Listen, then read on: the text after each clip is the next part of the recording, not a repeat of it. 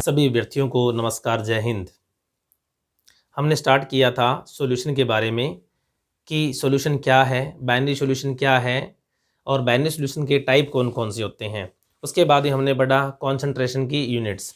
आज हम पढ़ेंगे solubility of gases in liquids की गैसों की जो सॉल्युबिलिटी है उसको प्रभावित करने वाले कारक कौन कौन से हैं, कौन कौन से फैक्टर हैं जिन पर क्या है गैस की सॉल्युबिलिटी है, वो लिक्विड के अंदर जो सॉल्युबिलिटी है उसको प्रभावित करते हैं।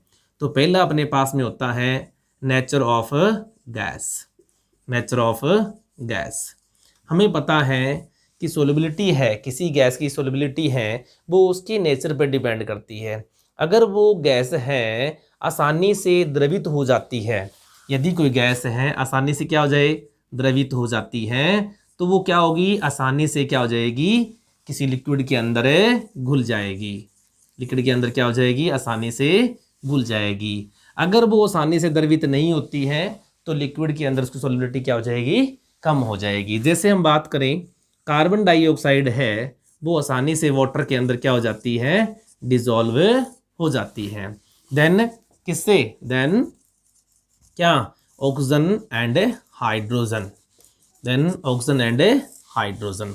इसी प्रकार से हम दूसरा पॉइंट देखें हम तो यहाँ पर क्या है, गैसों की आयनाइजेशन क्षमता की बात करें। यदि गैसेस हैं वो आसानी से क्या हो जाएं, आयनित हो जाएं। अगर वो आसानी से आयनित हो जाती हैं तो भी क्या है, उनके सामने जो विलायक है अगर वो भी क्या है, ध्रुवीय प्रकृति का है, तो क्या है वो उसमें आसानी से क्या हो जाएंगी, विलय हो जाएंगी। जैसे हम बात करें हाइड्रोजन क्लोराइड है, अमोनिया है, ठीक है, इसी प्रकार से सल्फर डाइऑक्साइड है, ये क्या है आसानी से क्या हो जाते हैं, आयनित हो जाते हैं और वाटर के अंदर क्या हो जाते हैं, आसानी से विलय हो जाते हैं। तो किसी गैस की जो लिक्विड के अंदर घुलने की जो क्षमता है, उसकी सॉल्युबिलिटी है, उस गैस की नेचर पर क्या करती है, डिपेंड करती है। या तो वो क्या है आसानी से द्रवित हो जाए या फिर आसानी से क्या हो जाए, आयनित हो जाए। तो जो आसानी से द्रवित होंगी या आयनित होंगी वो आसानी से क्या डिसॉल्व हो जाएंगी, किसमें, वाटर के अंदर। इसी प्रकार से यहाँ पर क्या है, एक टर्म आती है जिसे हम कहते हैं एब्जॉर्प्शन कोफिशिएंट। एब्जॉर्प्शन कोफिशिएंट यानी जिसे हम कहते हैं अवशोषण गुणांक। यहाँ पर क्वेश्चन पूछा जाता है अवशोषण गुणांक जो टर्म है वो किसने इंट्रोड्यूस करवाई। तो ये जो टर्म है वो किसने इंट्रोड्यूस करवाई, ध्यान रखना, बुनसन। बुनसन ने इस टर्म को क्या किया, इंट्रोड्यूस करवाया, किसको, एब्जॉर्प्शन कोफिशिएंट को, यानी अवशोषण गुणांक क्या है। अब अवशोषण गुणांक है क्या, अवशोषण गुणांक है क्या, बुनसन के अनुसार 8 STP, 8 standard temperature and pressure, किसी या हम कह सकते हैं जल के 1 सेंटीमीटर क्यूब ऑफ वाटर, यानी 1 सेंटीमीटर क्यूब ऑफ वाटर में किसी गैस के घुले हुए VmL ऑफ वॉल्यूम, यानी VmL ऑफ वॉल्यूम की अमाउंट को क्या कहते हैं, एब्जॉर्प्शन कोफिशिएंट कहते हैं। दोबारा देखें कि 8 standard temperature and pressure 1 centimetre cube water है, उसमें किसी गैस का कितना वॉल्यूम घुला हुआ है उसे हम कहते हैं एब्जॉर्प्शन कोफिशिएंट कहते हैं। और इस पर आधारित क्या है, वहाँ पर ऑर्डर भी पूछा जाता है, वहाँ पर ऑर्डर भी पूछा जाता है।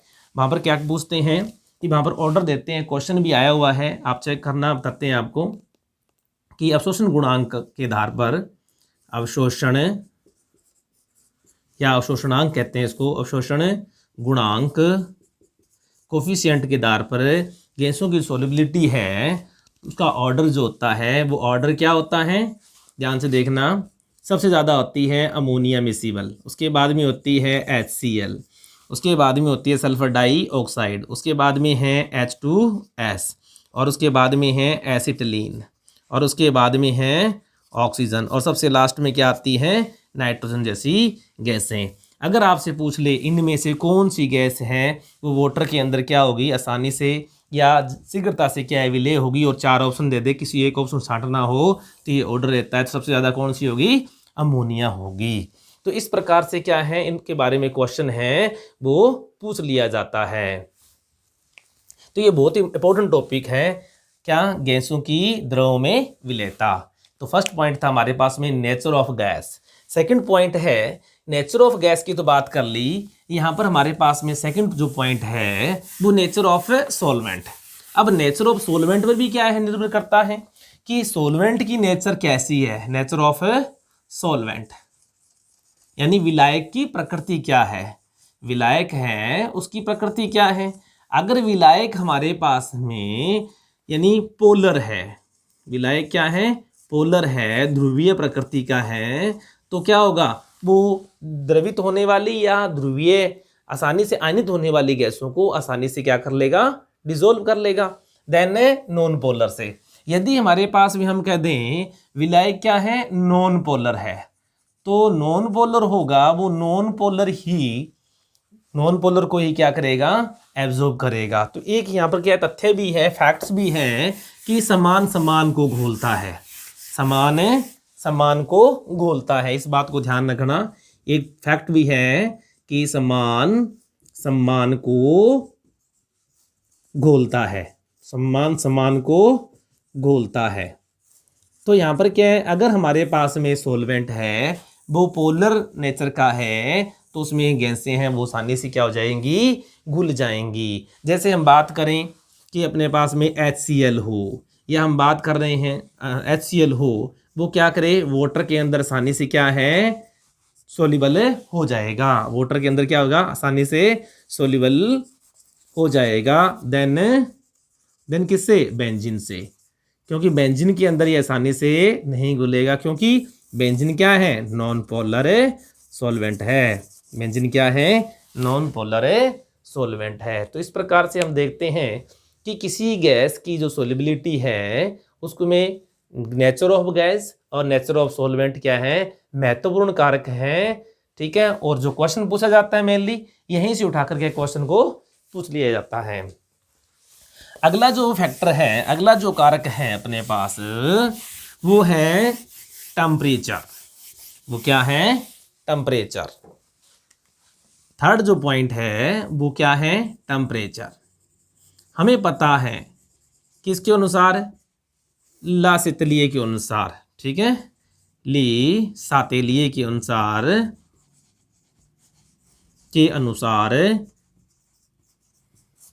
अगर हम क्या है टेम्परेचर को क्या करते हैं, इंक्रीज करते हैं। किस केस की बात कर रहे हैं हम, गैस लिक्विड की बात कर रहे हैं। किस केस की बात कर रहे हैं, गैस लिक्विड केस की बात कर रहे हैं। तो इस केस में यदि हम टेम्परेचर को क्या करते हैं, इंक्रीज करते हैं, तो गैसों की द्रव्य में विलेयता क्या हो जाएगी, डिक्रीज हो जाएगी, अकॉर्डिंग टू ला सातेलिए। क्योंकि यहाँ पर क्या है, जैसे ही टेम्परेचर इंक्रीज करेंगे तो वहाँ पर क्या है, गतिज ऊर्जा है वो क्या हो जाएगी, गैस के अणुओं की गतिज ऊर्जा क्या है, बढ़ जाएगी। गतिज ऊर्जा क्या हो जाएगी, बढ़ जाएगी, जिससे गैसेस हैं उनकी सोलिबिलिटी क्या हो जाएगी, डिक्रीज हो जाएगी। तो ध्यान रखना कि जैसे जैसे टेम्परेचर को इंक्रीज करते हैं तो गैसों की क्या है, सोलिबिलिटी क्या होती है, डिक्रीज होती है। लेकिन एक बात का ध्यान रखना, लेकिन क्या है, एक बात का ध्यान रखना, इसका अपवाद है hydrogen and helium. Hydrogen and helium इसके अपवाद हैं। क्योंकि वहाँ पर क्या है, टेम्परेचर बढ़ाने पर इनकी सोलिबिलिटी क्या होती है, इंक्रीज होती है। इनकी सोलिबिलिटी क्या होती है, इंक्रीज होती है। इस बात को ध्यान रखना। बाकी जितनी भी गैसेज हैं उनकी सोलिबिलिटी क्या होती है, डिक्रीज होगी। कब, जब टेम्परेचर को इंक्रीज करेंगे। लेकिन क्या होगा, हाइड्रोजन व हीलियम के केस में, या हम कह सकते हैं इनर्ट गैस के केस में, किसी केस में इनर्ट गैसेस के केस में, इस केस के अंदर क्या होगा, टेम्परेचर राइज करने पर सोलिबिलिटी क्या होती है, इंक्रीज होती है। तो ये अपने पास में 3 फैक्टर, और चौथा और महत्वपूर्ण जो फैक्टर हैं वो क्या है, दाब का प्रभाव। वो क्या है, दाब का प्रभाव। चौथा और महत्वपूर्ण जो फैक्टर है वो क्या है, दाब का प्रभाव, जिसे हम पढ़ते हैं किसमें, हेनरी लॉज, जिसमें हम क्या पढ़ते हैं, हेनरी लॉज, और महत्वपूर्ण लॉज है जहाँ से क्वेश्चन आते होते हैं। चौथा जो फैक्टर है जो सोलिबिलिटी को इफेक्ट करता है वो क्या है? दाब का प्रभाव। दाब का प्रभाव। अब देखो सामान्य सी बात है, किसी गैस की, यानी ये अपने पास में कोई लिक्विड है, जल है, अब क्या है इसके अंदर क्या करें, किसी गैस को क्या कर रहे हैं? डिसॉल्व कर रहे हैं। गैस को क्या कर रहे हैं? डिसॉल्व कर रहे हैं।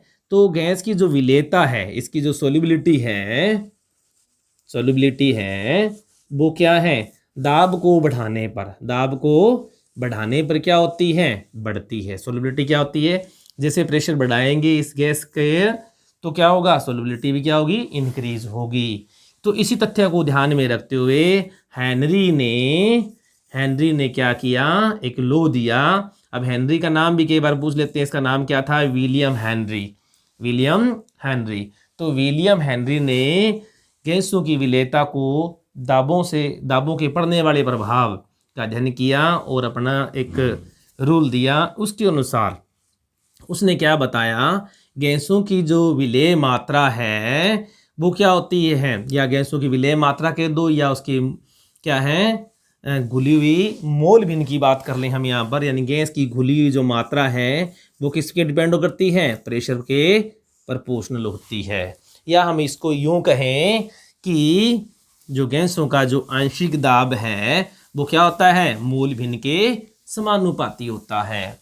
गैसों का जो आंशिक दाब है, गैसों का जो आंशिक दाब है वो क्या है? उस गैस की मोल भिन्न के क्या होता है? समानुपाती होता है।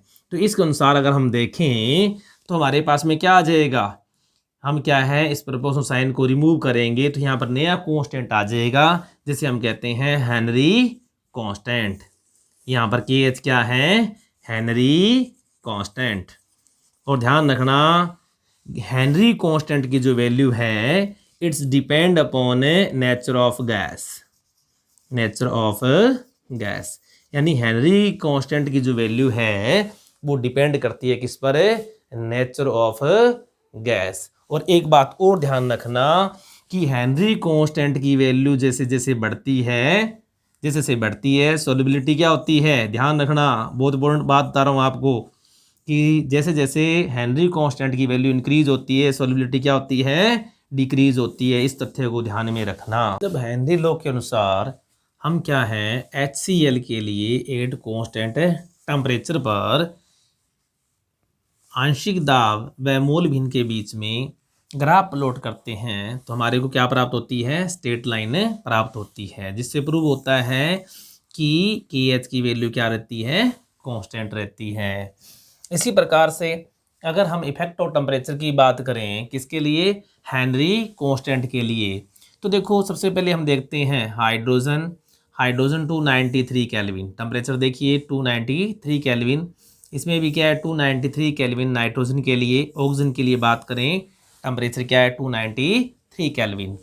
तो यहाँ पर हेनरी कांस्टेंट की वैल्यू देखें अपने तो ये देखो 69 पॉइंट समथिंग, इसी प्रकार से 76.48, और ऑक्सीजन के लिए क्या है? 34.86। इट मीन्स यहाँ से क्या रिजल्ट निकलता है कि हेनरी कांस्टेंट की वैल्यू है वो क्या है? टेम्परेचर पर डिपेंड नहीं करती है। टेम्परेचर पर डिपेंड नहीं करती है।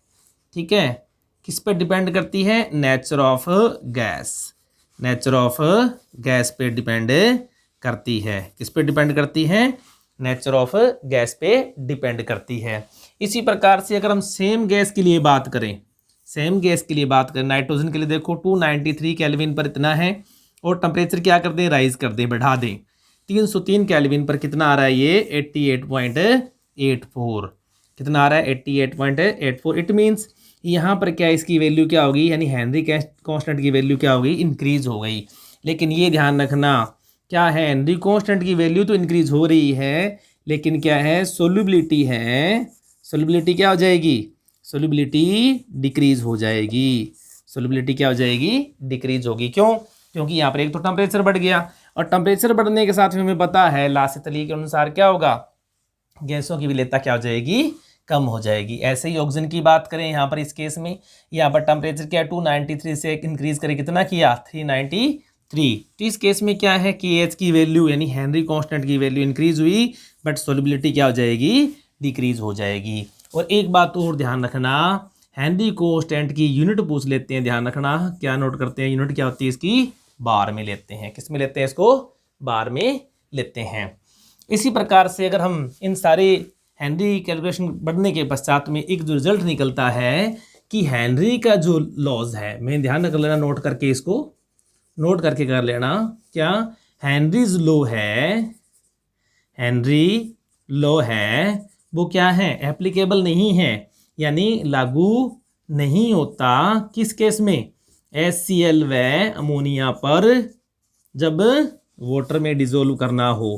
क्योंकि ये क्या है, वाटर में डिजोल्व होकर क्या बना लेते हैं, कंपाउंड या आयनों की फॉर्मेशन कर लेते हैं। जैसे अमोनिया है, अमोनिया वाटर में डिजोल्व करेंगे तो क्या बना लेगी, अमोनिया में हाइड्रोक्साइड बना लेगी। इसलिए क्या है, ये है जो अमोनिया व HCl पर हेनरी लॉ है वो लागू नहीं होता इन केस ऑफ जब इसको वाटर में डिजोल्व किया जाता है। लेकिन यदि अमोनिया व HCl को बेंजीन में डिजोल्व किया जाता है तो ये रूल क्या है, लागू हो सकता है। क्योंकि ये क्या है, अमोनिया व HCl बेंजीन में क्या है, स्प्रिंगली सोल्यूबल है। अब देखिए इनकी यूजेस देखें हेनरी लॉ के, तो कौन कौन से यूजेस हैं, कौन कौन से इसके उपयोग हैं, उनके पर चर्चा करते हैं। तो फर्स्ट जो अपने पास रहता है, जो एग्जाम में भी आया था, ACF के एग्जाम में भी पूछा गया था, फर्स्ट अपने पास में इसका उपयोग है कार्बन डाइऑक्साइड को सॉफ्ट ड्रिंक में भरने में, सॉफ्ट ड्रिंक में भरने में। कई बार क्वेश्चन क्या है, पूछ लेते हैं कि इस तरह के यूज देकर वो क्वेश्चन पूछ लेते हैं कहाँ पर इसका यूज होता है। तो देखो कार्बन डाइऑक्साइड को जब सॉफ्ट ड्रिंक में फिल किया जाता है तो क्या किया जाएगा, पार्शियल प्रेशर क्या किया जाएगा, हाई किया जाएगा। यानी कार्बन डाइऑक्साइड है सॉफ्ट ड्रिंक में मिलाते हैं तो हाई पार्शियल प्रेशर पर मिलाते हैं। इट मीन्स हेनरी लॉज का क्या हो रहा है, यूज हो रहा है।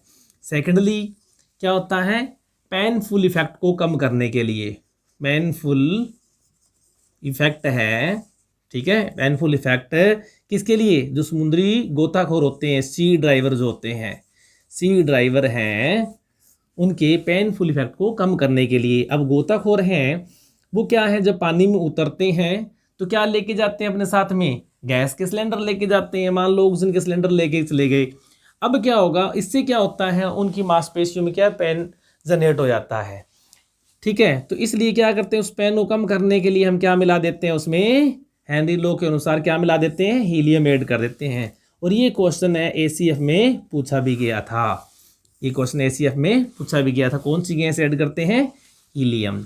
इसी प्रकार से सबसे मोस्ट इम्पोर्टेंट जो बात है वो ये है कि ऑक्सीजन का ब्लड के अंदर मिक्स होना, यानी ब्लड के साथ में क्या है, जुड़ना। तो ब्लड में क्या होता है, हीमोग्लोबिन, और हीमोग्लोबिन के साथ में ऑक्सीजन जुड़कर क्या पहुंचती है, हमारे ऊतकों तक यानी टिश्यू तक पहुंचती है। तो ये कब होता है, ये कब जुड़ती है ऑक्सीजन इसके साथ में, ये जुड़ती है जब इसका पार्शियल प्रेशर क्या हो, हाई हो। उच्च पार्शियल प्रेशर होगा तो हीमोग्लोबिन के साथ में क्या हो जाएगी, ऐड हो जाएगी। लेकिन जैसे ही क्या पार्शियल प्रेशर क्या हो जाएगा, लो हो जाएगा, पार्शियल क्या हो जाएगा, लो हो जाएगा, ये ऑक्सीजन यहाँ पर क्या हो जाएगी, रिलीज हो जाएगी, क्या हो जाएगी, रिलीज हो जाएगी। और क्या किस में चली जाएगी, ये ऊतकों में चली जाएगी। तो ये था अपने पास में हेनरी लॉ। आज हमने क्या पढ़ा, गैस की द्रवों में विलेयता व उसको प्रभावित करने वाले कौन कौन से फैक्टर थे, कौन कौन से कारक थे, इनके बारे में हमने क्या की, स्टडी की। मुझे आशा है कि वीडियो आपको पसंद आया होगा, तो लाइक कीजिए, शेयर कीजिए, अपने दोस्तों को बताइए। पूरा सिलेबस इस एक प्लेटफॉर्म पर यहाँ पर क्या है, पूरा करवाया जाएगा सेकंड ग्रेड का। Thank you.